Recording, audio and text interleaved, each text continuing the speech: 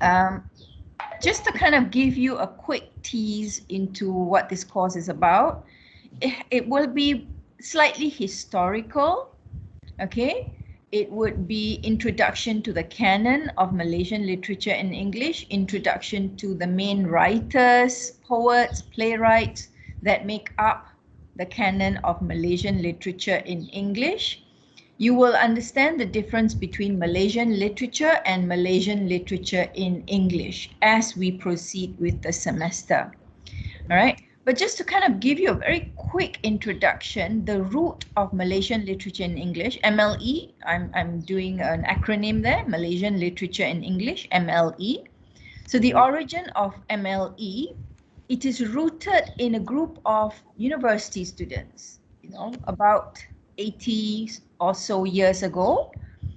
They were part of the literature or literary debating society in King Edward VII Medical College in Singapore. Later, the University of Malaya was formed in Petaling Jaya, but previously it was based in Singapore when when Singapore and Malaya were part of the British colony. Okay. So 1940, Malaysia was not formed. Malaya was not an independent nation. We were part of Britain. And your first novel that you will be reading, The Return, I've shared this digital format in your WhatsApp group. This text will capture that aspect of history, the Malaysian history during colonial period, during British colonial period. Okay. So as I said, the origin of Malaysian literature in English, the writers who make up Malaysian literature in English were students, undergraduate students in which faculty? In the medical college. So these students were writing poems and they were publishing their works of poems and essays and short stories in a literary journal that they formed called the Cauldron, right? And that's how Malaysian literature in English started, if you like, its history. Okay, and the reason this was so was because we didn't have an English literary tradition as yet. And whatever literary tradition Malaysian writers back then, and there wasn't a Malaysia, so we can't even call it a Malaysian writing, right? But it is only now historically that we kind of refer to these writings as part of the Malaysian literary canon. Okay, because Malaysia was formed in 1963. Malaya received its independence from Britain in 1957. So for about 20 years before all that, 20, 30 years before all that, the writers were writing under the guise of part of a colony, a British colony. And because of that, the writing, the technique, the form tends to mimic the British, the Western, the English canon. So they have odes, they have sonnets, they have the kind of imageries in the poems tends to be more Western oriented, talking about the seasons. Malaysia, there's no season. Alice, have you been to Malaysia, Alice? No. Yeah, I haven't. So when you do come, Huda and Ali, they've been to Malaysia for one semester. Albeit Huda was generally confined to her home during the MCO, unfortunately. But generally, Malaysia it's a very hot and humid country. So the kind of seasons that, if you think about seasons, it tends to be wet season and maybe dry season, rainy season and maybe dry season. We don't really get cold climates like the four season countries. Like Iraq and maybe China. Okay, so I just want to put this slide out for a bit just to kind of give you a sense of Malaysian literature in English, the way the canon, the literary canon called Malaysian literature in English that you will study in this course the way it started. It started because a group of students were interested in literature, and they were reading it, they were studying it on their own, and then they started to produce it themselves. You know, so it's good to know the history, to know how far we have come. And when you start reading novels like The Return by K.S. Maniam, and later on The Garden of Evening Mist by Tan Tuan Eng, you come to appreciate how far we have come in this last 80 plus years. I know 80 years compared to Iraq, compared to China, is like, it's like a fetus, you know, like we're not even toddlers. We haven't even started crawling yet, you know, if we compare to civilizations like Iraq and China. But we still have a history, and that history is still represented in our literature. And that's what this course is about, okay? So following that slide, that introductory slide, I just want to kind of reiterate some of the things that was happening in Malaya at that time in the 1930s, 1940s. We had post-World War I coming into World War II. So I'm just going to put these historical milestones out there. And I just want you all to reflect in the WhatsApp group. Just reflect, just put down thoughts. What was the world, the state of the world like in the 1930s and the 1940s, based on what you know, based on situations in Iraq that you remember studying, maybe situations in China that you remember studying, or even situations in Malaysia for the Malaysian students. Just put down some things in the WhatsApp group. I just want to kind of hear your thoughts, your running thoughts. Doctor, but I'm not sure whether it's accurate or not. Doesn't matter. And I'm not checking for accuracy. This is not a historical class. And you can even go online and Google. During class, feel free to just go online and get these kinds of information. I'm not giving you a quiz. I just want to have some kind of interaction with you. So I would appreciate if you type stuff in your WhatsApp group as class is going on. So that way I can have a two-way conversation with you, right? All right. So what was happening in Iraq, in China, and Malaya in the 1930s and the 1940s? So I just want to kind of help you understand the historical idea of, you know, the historical sense, okay, of Malaya, okay? So one of the things I need you to kind of constantly keep in mind in this class is when you think about literature, so you've got literature, or what I would just loosely call text. Okay, so you've got this on the one hand, and then you have context on the other hand. Yeah. Okay, so you cannot read anything, you cannot read a work of literature, you cannot read a text without taking into consideration the context. Do you understand? Yes. Yeah, so the context of whatever you are reading is as important as the text that you are reading. All right, so this is the first thing I need you to kind of understand and appreciate. And that's why I asked you what was happening in the world in the 1930s and the 1940s, right? So can I get some responses? You may want to type it in the WhatsApp group, but if you want to unmute your mic and you want to, you know, shout out some answers, feel free to do that. Who wants to go first? Can I declare? Yes, Ali. What happened in Iraq at that time between 1930s and 1940s maybe actually different from the other countries.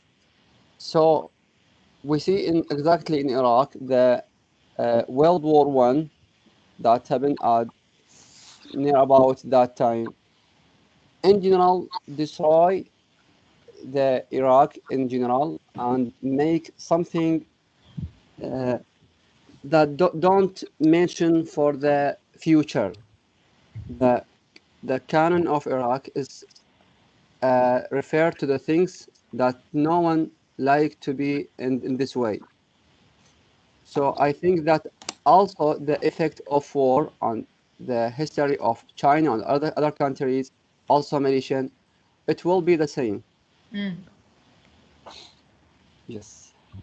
So the context of the war, the context of World War One, World War Two, the context will affect the theme, the issues that comes out of this situation, right? Yes. So One of the Ali has identified one aspect of it. You know how yes. nobody wants to live in this kind of a situation, right? What else, Ali? Uh, I think one of the things and issues that affected of the war, World War One at that time exactly, I think, for example, the language and its effect on Iraq, because any uh, any country, any colonial country, it will reflect its effect on that country, right? For example, the language and the bad effect of that colonial for this country, and so on. Okay. First of all, can you all see what I'm drawing on the whiteboard? Yes. Yes, and the color is very pretty, Doctor. Yes. Okay, okay. Because the last semester I was happily doing it and then I realized that you all couldn't see it, So I tend to get carried away with my own little space here. So let me know if you can't see what I'm trying to draw. Yeah, I know, right, Jen? I love rainbow colors. So pretty. I feel sad for people who are colorblind. I think I colors know. just does so many things to human being. So yeah.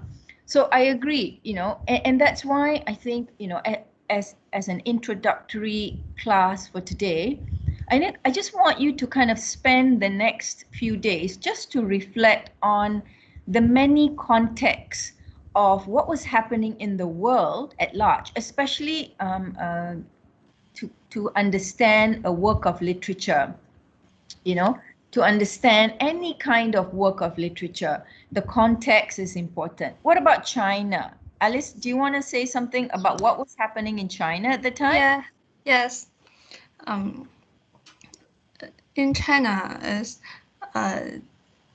the Japanese occupied China, and they took the Qingdao. It's a place in China, where once were occupied by German. And my grandma born in that time. She taught me lots of things, and in that time we were very poor and got not enough food, not enough food to eat, and can the children could not go school to study, and if they went to school, they must learn Japanese. Yeah, that's Yeah.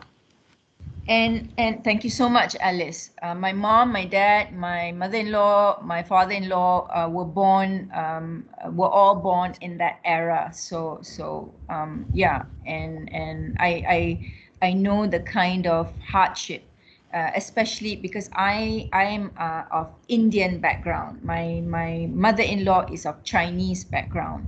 My father-in-law is of Malay background. So everybody had a different experience growing up during the Japanese occupation time. So the politics of identity. So the identity politics matters. If you are of a particular background, ethnic, cultural background, how does the occupier treat, and especially if the occupier has conflict with the main land, like Japanese and China was at war with one another. So when the Japanese came to Malaya, as you will read in this novel, can you see? No, I can't. No. Really? But doctor, we are doing the garden of the evening mist, right? Yeah. Ca- Can we also look at the movie version? It was Hang good. on. Oh, you can't see? Oh, I know why. It's so clever. Just a second. Okay. Can you see now? Yes. Yes. Yes. All right. So I will give you the digital copy of this book. And sorry, the other one that was happily showing and none of you saw was this one, The Return. Okay. These are two main texts that you will be reading. So this one, The Return, I've already shared it on our WhatsApp group. Okay. Thank you to Dr. Shan for scanning it. My copy's like torn and tattered. This is about 25 years old. Look at that, sad looking book, but has its gem. It's got so much great stuff. And my PhD was one of the novels that I studied for my PhD was this one, The Return. So this text, if you want a timeline, this text is set during British colonial occupation of Malaya, 1940s, 1950s, right, thereabouts. Then this one is very, very new. As Jen rightly says, there is a movie version of it, The Garden of Evening Mist. All right, this one is set during the Japanese occupation and onwards of Malaya. So the experiences that Alice described of how it was for her grandmother and how challenging it was with the Japanese in China is described in this story. The central character in this story is an Indian boy from India, migrant Indian who came to Malaya during British colonial times. The central character in this story is Chinese Malaysian. So you will see a marked difference in the way Malaysia is represented in these two novels alone. Do you get what I'm saying? Yes. Yes. Yeah. So what I want you to understand is when it comes to Malaysian literature in English, there are many dimensions to the reading of Malaysian literature in English. Can I not share this? Just a second. These are the times when I miss the whiteboard. I miss seeing you all face to face because I would love to just walk around in the classroom and just scribble stuff down. And I'm very much a very tactile kind of a teacher. I like to move around. I like to see your faces. Jennifer, Ali, and Huda know this from last semester. I get frustrated because I can't see your faces. But please bear with me. Just be patient with me, okay? Because yeah, I'm trying to be more tech savvy here. But when you read a text, any work of literature, it could be Malaysian, it could be American, it could be Chinese, it could be Iraqi, it could be any text from any context. There are many things that you need to take into consideration. The text cannot be read in isolation. Yeah. It cannot be read in isolation, right? What that means is you cannot do a formalist reading of a text where you read the text for the imagery, the language, the poetic devices, the figurative language, the narrative voice, the unity, So you cannot read the text for formalism. Using formalism. If you haven't done theory with Dr. Shan, you will do so, and once you are introduced to literary theory, you will understand what I mean by formalism.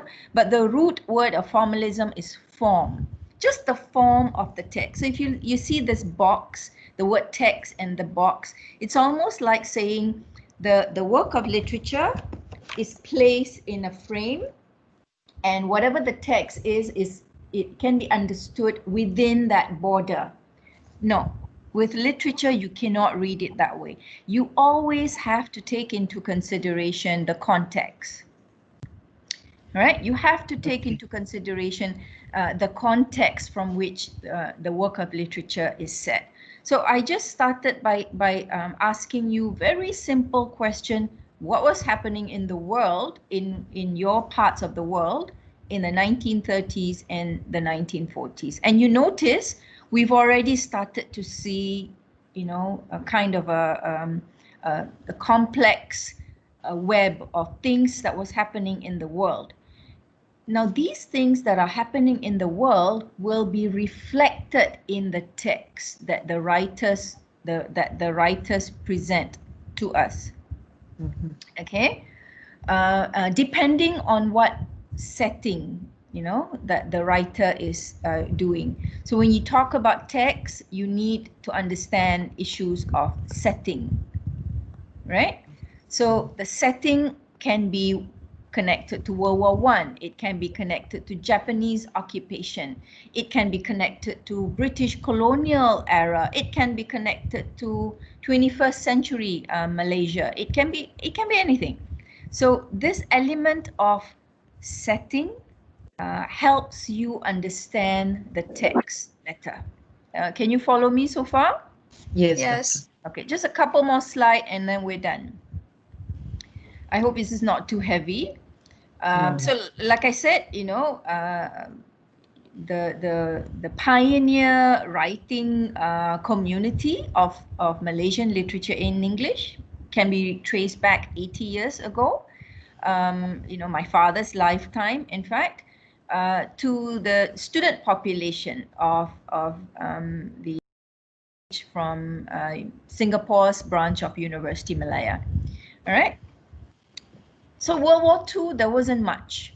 There wasn't much being produced, largely because of the state of Malaya at that time, under Japanese occupation.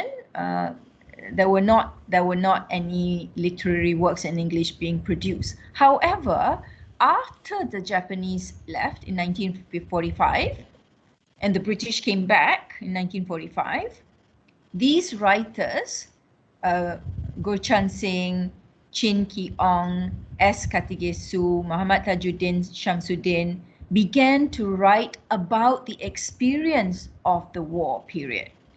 You know, the kind of things that was happening in the war period, they were reflecting upon it in their writings. Okay? Okay. And I just want to give you one snapshot of what was happening during World War II. And this is what the literary critic D'Souza says in 2001. The effects of World War II on Malaya at that time, quote, it weaned the... Okay, somebody's got a bird or a whistle that needs to be blown, and they have just blown it. Oh, sorry, doctor. No That's worries. my bird. What was that? Is that your bird? Yeah. Okay, my cat is sleeping, otherwise she would love it because she's got bird friends outside the window that she's been trying to catch for the longest time, and she's not been successful. Yeah. So I muted my phone because if I open, I will show for you more voices. Really? Okay, cool. One of these days, we're just going to have our mics unmute, and we're going to have that concert of songs that's coming from China, from Iraq, and from parts of Malaysia, inshallah. And that would be class. So I just want to quote you this one aspect, as the literary critic D'Souza had said 19 years ago. The effects of World War II is it weaned the local literary from complacent reliance upon colonial power and stimulated the seeds of nationalism. So that is the main effect of World War II. What World War II, especially the Japanese occupation, and then afterwards when the Japanese surrendered and British returned, what it did to the people of Malaya, to the intelligentsia community, yeah, the educated, the intellectual community of Malaya, what it did was it made them feel the need to fight for nationalism. Okay, so if that is the context, think about the kind of writing that will be produced if the setting was during this era. So I just want you to kind of have that sense of, based on what is happening or what happened in Malaya at that time, those are the kind of writing that you will see produced. Okay? Are you all right so far? Yeah, doctor, it's okay. Yes, Yeah? doctor. Yes, doctor. Okay. Okay. So, you know, following Japanese occupation, we had a state of emergency, all right, 1948 to 1960, okay, where we had guerrilla warfares and you know, the country was under lockdown for various other reasons. That is also captured in The Garden of Evening Mist. That is also captured in this novel. So the two settings, the two contexts, sorry, Japanese occupation and emergency period, 1948 to 1960, that is captured in this novel. We'll talk more when we talk about this novel, but I just want to give you a teaser. Huda, you put up your hand. Yes, Did you want to doctor. say something? Yes. Yes, doctor, because the Second World War, the same thing, I think it's happened in all over the world. I mean, the colonized countries, as in Iraq, you said that there is the nationalism. So it was in Iraq because the government was royal government that time, and it was set by the you know, the British Yep. occupier, and that's why they destroy everything in the country. There is poverty, so many we call it national parties arise, and they fight back because of, you know, Iraq, it was and is still very rich country, but it has you know, this unfortunate because of those who roll rolled them, the Iraqi people. So I think the same will be the national parties. It will be raised, and there is the fight. They fight against the colonizer, and there is poverty and destroy wherever. So that's why all the text will be including this situation. Thank you.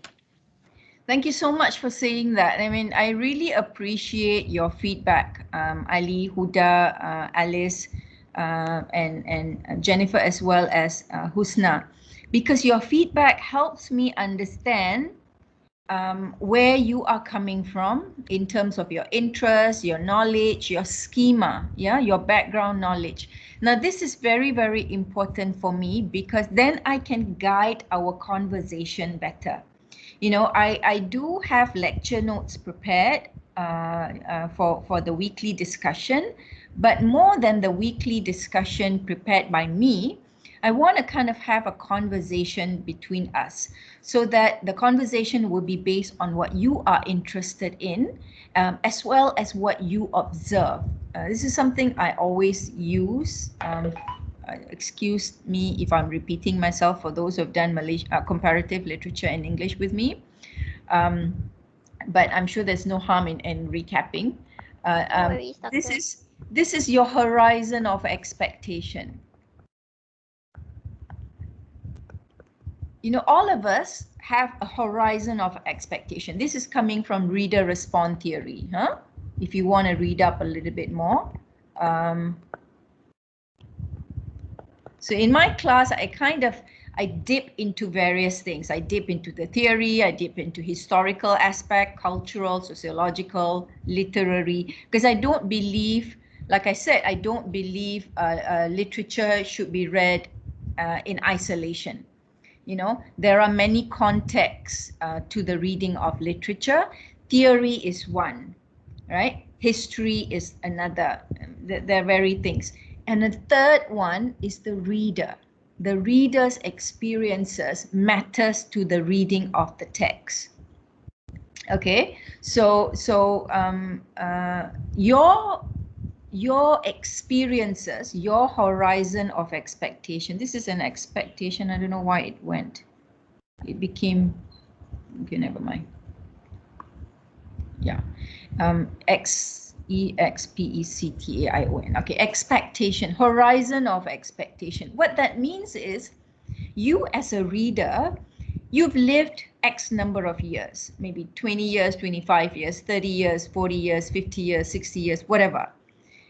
Now, for the number of years you have lived and you have observed things, you have understood things, you have read things, you have experienced things, your horizon of expectation will color the way you read the text. Alice said just now, her grandmother's experience and what she remembers from what her grandmother shared with her about Japanese occupation, right? Now that is part of her horizon of expectation. That is part of Alice's horizon of expectation. As a reader, you cannot disregard that when you are reading this novel. When you are reading Garden of Evening Mist, Alice will definitely hear the things that her grandmother shared with her. So would Husna and Jennifer. You know, if you speak to your moms or your grandmas, you know, they will be able to share with you how challenging it was. My sister's mother-in-law, I remember talking to her once. She came for a visit to my sister's place. I remember talking to her once, and she eats very small portions, even today, you know, and she was born during the Japanese occupation time. And she said, these are some of the things, these are some of the ways we used to eat back then, because she was a kid, she was growing up in that time, you know, because we had very little to eat and we had to control, and tapioca was one of the things we would eat. So she would mention things like that. And when you read this book, this novel, sorry, Garden of Evening Mist, you will find that those are the colors of the narration. Those are the things that make the narration more real, because the context is real. Historical aspect was real, was depicted the way it was experienced, the way it was captured in works of history, for instance. Okay, so that's why I just want to kind of like, before we conclude, I just want to kind of recap that aspect. You as a reader matter, and you need to bring your horizon of expectation. It could be from Iraq, it could be from China. It doesn't have to be Malaysian students reading Malaysian literature in English to be able to appreciate this, because the context is the same, because we are members of the world population. World War I and World War II, they are called World War because it affected the entire world globally, right? The text that comes out of the two wars are also texts that captures the experience of people, maybe people in a particular part of the world in Malaya, but the stories transcends culture, nationality, experiences, geographical location. Do you understand what I'm saying? Yeah. Yes, Really? Doctor. Yes, Doctor. Yes, doctor. Okay. All right. So basically that's our first session. That's our first class. So these are some of our the writers from the Malaysian literature and English canon. Okay. I'm just Yeah. putting down some names there, the first generation and the second generation. So some of them were writing during the colonial times, you know, even before Malaya was independent, and the second generation are writers who came out after Malaya received its independence in 1957. All right, so now you've got a first task. This is the task for next week. I want you to choose any Malaysian writer, poet, playwright. Doesn't matter whether it's from the first generation, the second generation, 21st century, it doesn't matter. Okay? I just want you to choose one Malaysian writer, poet, or playwright, or dramatist, you know, choose one. Google about them. Prepare a 2 to 5 minute presentation about them for next week. Okay, so a simple task would be, a simple thing to do would be just to say Malaysian writers. Voila, you've got so many there, right? Yeah. I just want you to, this is Tan Tuan Eng. This is the guy who wrote Garden of Evening Mist, and he's the novelist. He wrote the novel that we will be reading. Okay, he was born 1972. But both his novels, The Garden of Evening Mist, as well as the Gift of Rain, they both captured aspects of Malayan and Malaysian history. It's rooted in history. Okay, so Okay. you know, I just want you to get familiarize yourself with Malaysian writers. Just Google Malaysian writers. If you are interested in poetry, you can just Google Malaysian poets. You know, some names may be familiar, some might not, but I just want you to kind of familiarize yourself. Tell me what you have explored and discovered. Choose one Malaysian writer or poet or playwright. Prepare a 2 to 5 minute presentation. And the presentation, I need you to prepare it in a form of some kind of documents, either using PowerPoint or Word or OneNote or whatever. Then you will upload the PowerPoint or the document here to the e-task, okay, when you are registered in UKM Folio. So this is the first task that you are graded on. Okay? Yes. Okay. All right. So I'm going to go straight, this last 5 minutes, I'm just going to go straight into explaining to you about this course. Right? Yes. Doctor, for the e-task, I Yeah. bought some books from Silverfish Publication.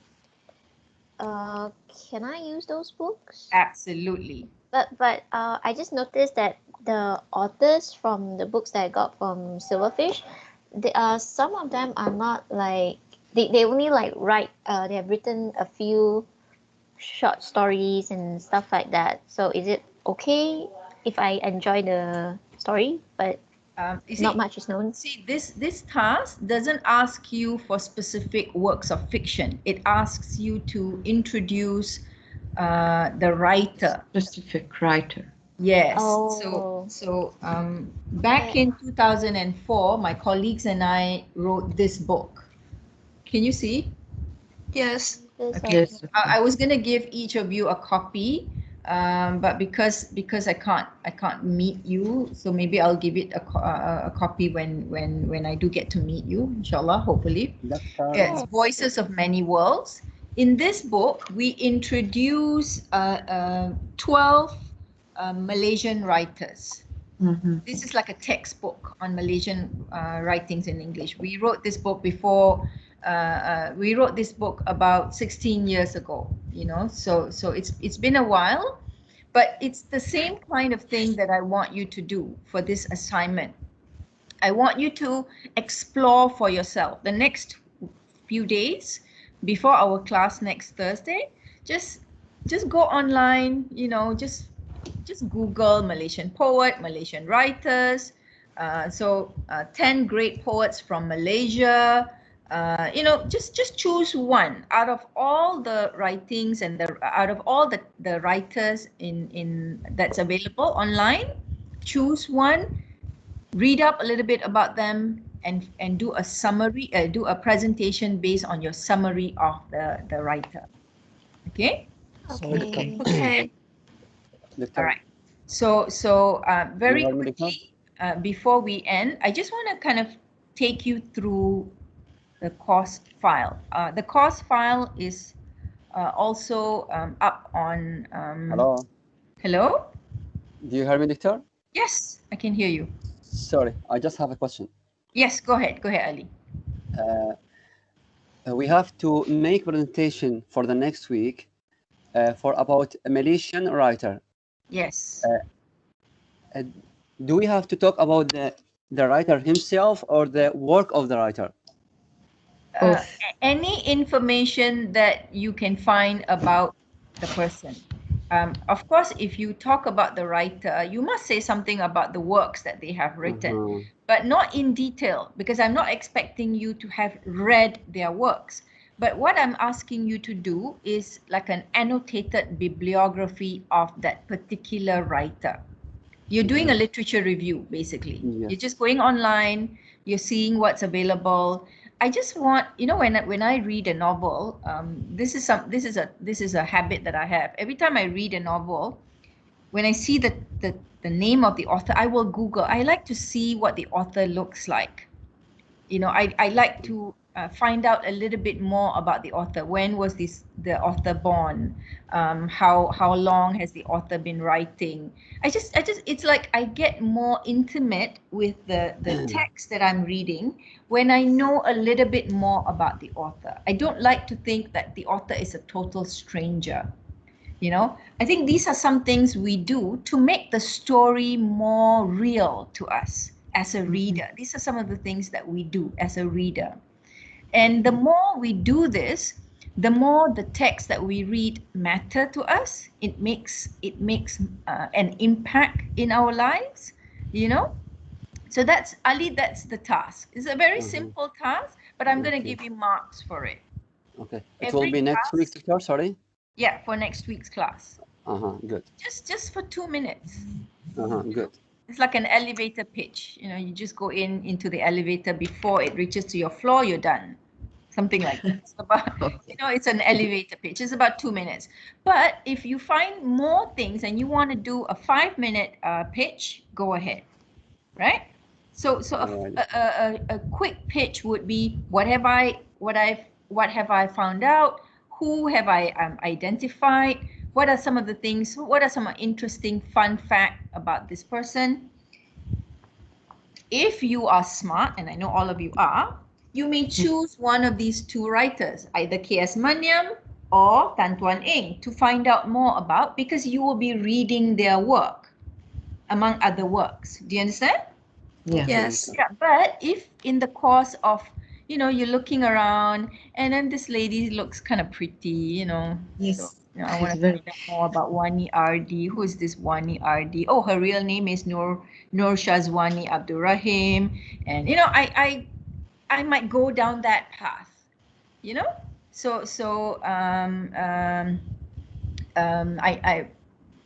I know Bernice Chowley. Personally, I've met her and I wrote a paper about her.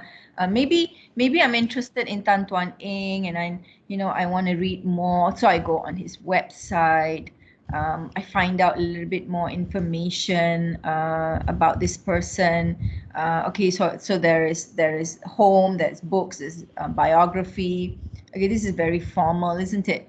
And then I thought, oh, maybe I might even like him on Facebook and follow him. This is something I do on my Facebook. I follow a lot of international writers in my area of interest. My area of research is Muslim diasporic writing. So I follow Randa Abdul Fattah, I follow Zakia, I follow Naima Roberts. I follow them on Facebook, on As social I did last week. Sorry? As I did last week. Oh, brilliant. So you may follow them, that this is a fan kind of a page, you know. You may follow them on Twitter, you may follow them on Facebook, you may find out more information about them. So this task is basically a fun task to just allow you to find out more about one Malaysian writer. And you may choose that one Malaysian writer to work on your future assignments. So I'm starting the ball rolling now. Okay? So very quickly, I just want to talk to you about assignments. I know this is not a favorite topic. Nobody wants to talk about assignments, but I think it's useful to know how this course is structured. So I will say that before we end our class, okay? So our course, there are 4 main assignments. How many? 4. 4. Four. I just want to see whether you're paying attention. Okay, so you've got assignment 1, video essay.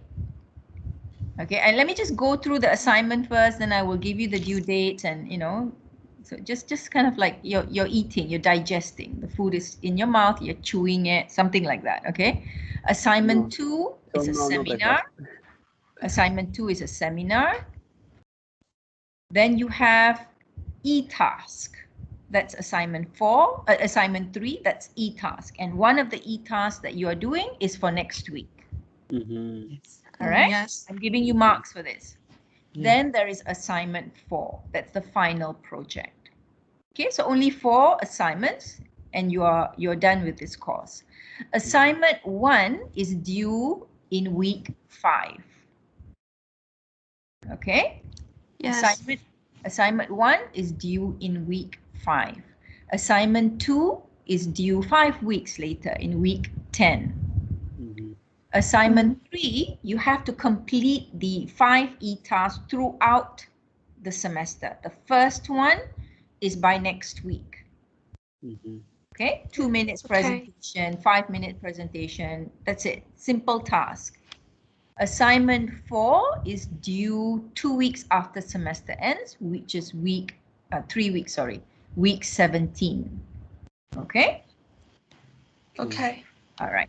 I just keep showing it to you again and again so that you look, oh, this is okay. I can do this. This is manageable. All right. I will talk more about the assignments in the coming week. But these information, I will share it on our WhatsApp group because you cannot get onto UKM Folio because it's all there on UKM Folio. The course file, the lecture for today, as well as the e-task. I've already put it up on UKM Folio. But like I said, so far, the system has only captured Jennifer's name. The system is capturing over 40,000 students' data on a daily basis, and they go as the student data is received. So because of that, that's why I asked you all to register as fast as possible on Monday because the system takes a while to capture. Okay, but not to worry. Whatever I have shared in UKM Folio, these information, these data, I will upload it after class in our WhatsApp group. Oh, and doctor, I think they are doing the registration and updating. That's why my UKM folio, I couldn't access it actually. I know, right? So so you know, I think we just need to be a little bit more patient and kind of bear with it. But as long as you have the same information I'm sharing with you all now, as long as you have the same set of information, it shouldn't be a problem. Okay? Okay. So the e-task, this one, this e-task, you will upload it on UKM Folio when you have registered. But you will do the task for next week. Do you understand?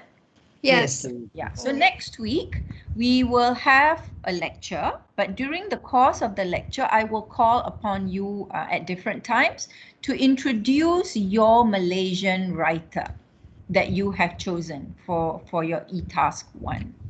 Okay? Yes. Okay, doctor. All right. Any Okay. questions? Thank you. So far, I'm okay. No? I'm okay. Good. All right. Lastly, the reading list. Okay, again, the reading list, I will make it available on both UKM Folio as well as on our WhatsApp. In our WhatsApp, I have given you this novel. Can you see The Return? Yes. Yes, and I will also share with you this one, The Garden of Evening Mist. So number 7 on this list and number 10 on this list. Number 9, number 8, I haven't scanned it yet. I will do so. It takes a while. So I will do that. And number 6, this one is a selection of short stories and poems. I will scan the ones that we will cover for class, and I will share it with you on WhatsApp as well as on UKM Folio. All right. Yes. Now, the list number 1 to 5, the orange list, those are essays. Starting with my essay, the first one, Raihana MM 2009. That one, I will also make it available on WhatsApp and UKM Folio. These essays, you can find them online easily. Okay, but I will also make it available on WhatsApp and UKM Folio. So these are basically the reading components for our course. And the course schedule will be like this. So you have 14 weeks. Today is week 1, introduction to the course. Next week will be Malaysia and its authors, context and concerns. Week 3 will be Malaysian literature and English and its authors, appropriating plural society, and then moving on and moving on and moving on. Okay? This novel, The Return, we will start using it in week 3. So I strongly recommend that you start reading it now to give you time to catch up. Okay? Any questions? I know I've given you quite a lot to consume. I understand that. But, you know, yeah, sorry, Ali, I didn't see you putting up your golden hand. No, Yes. this is the first time that I ask you. This is the Oh, second I see. time. So, anybody has any questions? So far, okay. I'm okay too. Huda? No, okay. Hanis? Huda, did you put up your hand? Yes, doctor. Okay, yes. What can I do for you? Can you hear me? Yes. Did you have a question? Huda? Now your mic. Okay, yes. What's your Yeah. question? I read about Samad Saeed and his work, Salina, and it is about the World War One. He described it, fully and profoundly. So can I use him in my essay, or I have to focus on Return? No. These 2 novels are compulsory. Sorry, I mean e-task. Sorry, the for first the e-task, e-task. for the e-task, yeah, you can. I mean, you're a translator. You will be very interested to know how the novel has been translated into, because Selina is written in Malay. Yes, and Yeah. translated to English. Yes, and a lot of our Malay writers, their works are translated, but as a translator, and you may have issues because many translations are not very well done. It doesn't capture the fundamentals of, or the essence of the story. You know, so you may choose Samad Said's work. Yeah, no worries. You may choose him to introduce for next week. But our course is Malaysian literature in English, just to kind of keep that in mind. Next week's lecture will kind of explain to you the difference between Malaysian writer and Malaysian writer in English. What are the many dimensions in the difference? Okay, so yes, any writer that you find of interest, you may choose them for next week's class. Yeah. Any other questions? Thank you, Doctor.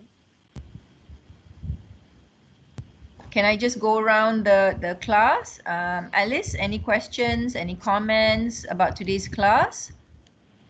I'm okay. Thank you, doctor. You can follow? Yes. Okay, brilliant. Husna, okay, because Hanis is the first name, so I have to remember to call you by your second name. Husna, any comments, any questions? Right now, there's no questions. That's all I'm gonna get from you, huh? All right. Beggars can't be choosers. She's You know, so we go with tender. we go with whatever is given to us. So, right. Jennifer, anything? No, it's good. It's good, doctor. All right. Thank you. Ali, anything? So far, it's okay. And thank you, Doctor. Okay. Huda?